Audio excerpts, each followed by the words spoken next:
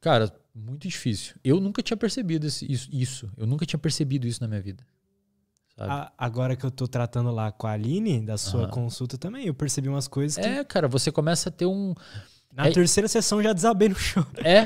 E às vezes o terapeuta, ele faz umas... Tipo assim, você fala, caramba, Link, cara, né? É isso, meu.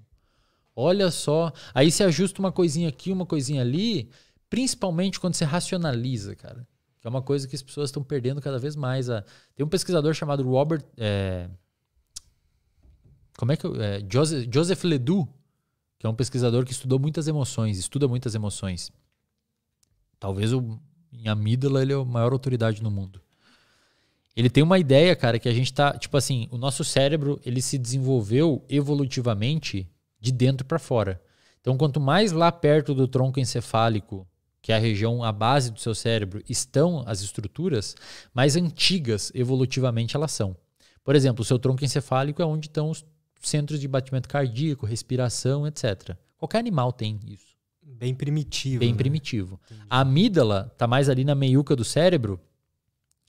Eles dizem, que a amígdala é uma invenção dos mamíferos. Os mamíferos é onde, embora os outros animais, fora de mamífero também tenha, mas os mamíferos é onde essa estrutura começou a funcionar de uma maneira mais proeminente. E mais para fora vem o neocórtex, que é a parte cortical do cérebro, onde está mais envolvida com racionalizar, com comportamento mais, tipo, vamos pensar nas consequências dos nossos atos. Consciência? Pode ser. Consciência, entender onde você está, organizar o seu comportamento frente ao mundo, se ajustar a ele. O Joseph Ledoux, ele fala que a gente está voltando, cara. Em vez do nosso córtex pré-frontal estar continuando evoluindo, a gente está voltando para trás, a gente está voltando a ser pessoas, digamos assim, mais animalescas, sendo mais regidos por emoções. É isso que você vê na clínica, cara. Às vezes você vê na clínica um paciente que é extremamente ansioso, e você vai rastrear o pensamento, a estrutura cognitiva que fundamenta aquela ansiedade daquele paciente, é uma coisa relativamente simples, que o paciente não percebeu e criou um monstro. Então, às vezes, por exemplo, as pessoas da empresa não gostam de mim e tal. Aí você vai perguntar para ele, mas aonde que acontece? Qual foi a última vez? Não aconteceu, nunca teve nem primeira vez. Ela criou na cabeça um mecanismo mirabolante que as pessoas não gostam dela. E quando você vai racionalizar sobre aquilo de uma maneira mais pura e crua, a pessoa nem sequer sabe explicar da onde que vem a ansiedade dela. Qual que é o medo que ela tem. Aí muitos pacientes já falaram assim para mim, então não teve sentido eu ter ansiedade aquele dia? Eu falei, provavelmente não teve. Então as pessoas têm que parar um pouco e pensar o que está fundamentando a minha emoção agora. Por que eu estou triste? Por que eu estou ansioso? Por que eu estou mal? É por uma cobrança? Essa cobrança é válida? É por comparação com alguém? Essa comparação é válida? É porque eu não consigo fazer tal coisa? Eu realmente não consigo? É porque eu não consegui mais? Mas e tudo que eu já consegui? Sabe? Às vezes você vai analisar de uma forma mais crua, submetendo as suas emoções ao escrutínio racional, você fica mais tranquilo. Fala, realmente está tudo bem. Eu estou ansioso de forma desnecessária. É meio difícil, né? Difícil. Racionalizar isso, mano. Difícil. O problema que eu achava que eu tinha, que no caso era, que eu achava que eu me sentia ansioso, eu falava assim, né? Pô, eu sinto muita ansiedade, né? Aí eu ouço o pessoal falar que ansiedade é ruim, eu não deveria estar sentindo. Aí quando eu sentia ansiedade, eu ficava ansioso porque eu tava sentindo ansiedade e aquilo era ruim.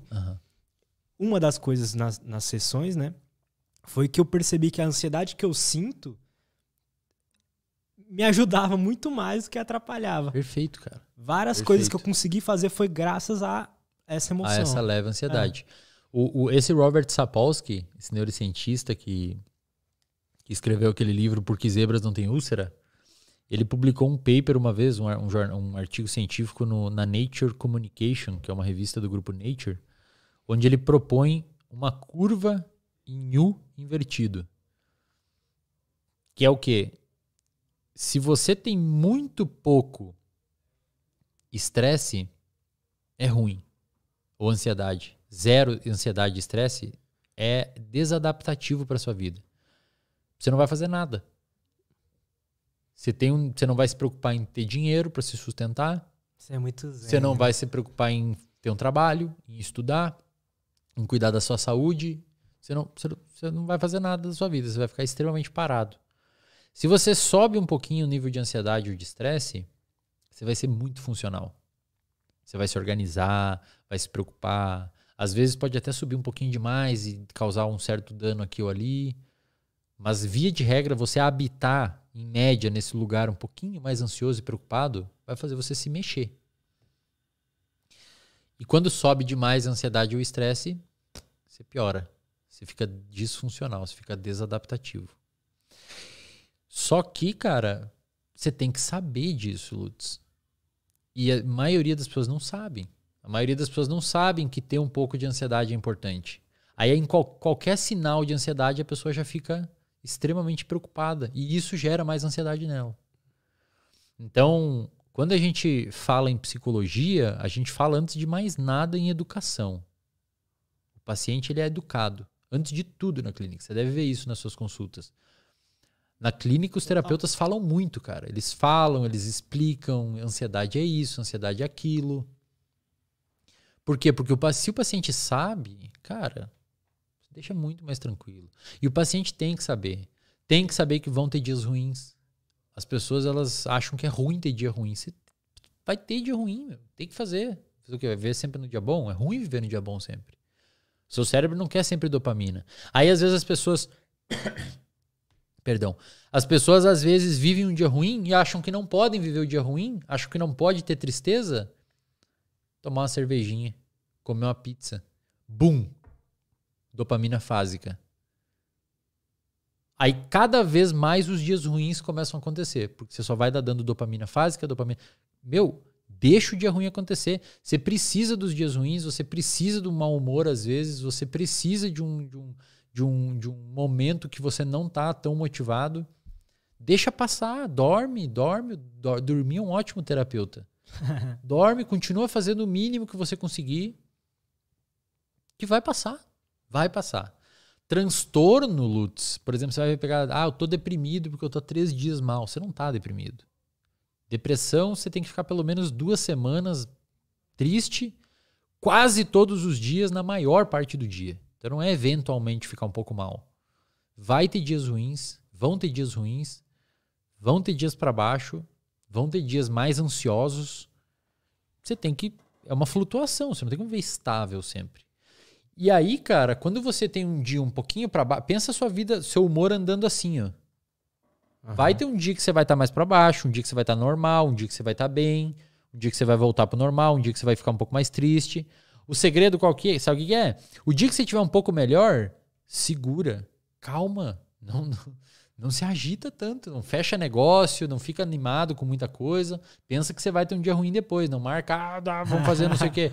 Calma. O dia que você estiver mal, segura também. Não fica se metendo em sei lá o quê, vou fazer sei lá o quê para ficar melhor, preciso ficar melhor, vou sair beber, vou sair não sei o quê. Segura, mal, que no outro dia você vai estar bem, porque se você ficar...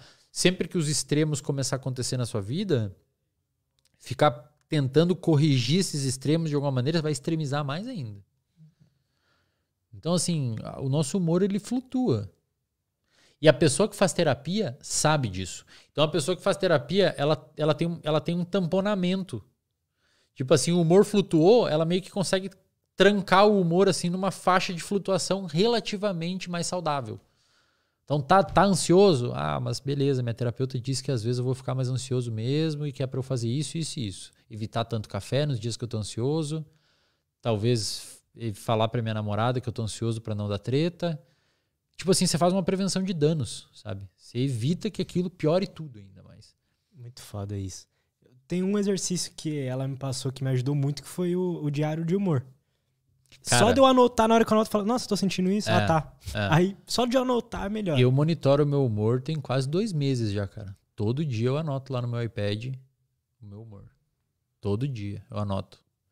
E eu descobri junto com o Fábio, e se eu não fizesse esse monitoramento de humor, eu nunca ia saber disso, que pra mim os piores dias são os finais de semana, cara. Por quê? Workaholic, né? O cara mais impulsivo com o trabalho, tira o trabalho da minha rotina. Todos os dias, todos os finais de semana, minha nota de humor cai. Eu tendo a ficar um pouco mais mal. Aí eu coloquei um treino um pouco mais longo no final de semana e eventualmente eu saio pra almoçar pra tentar compensar isso. Vou caminhando até o restaurante um pouco mais longe. Cara, é isso, meu.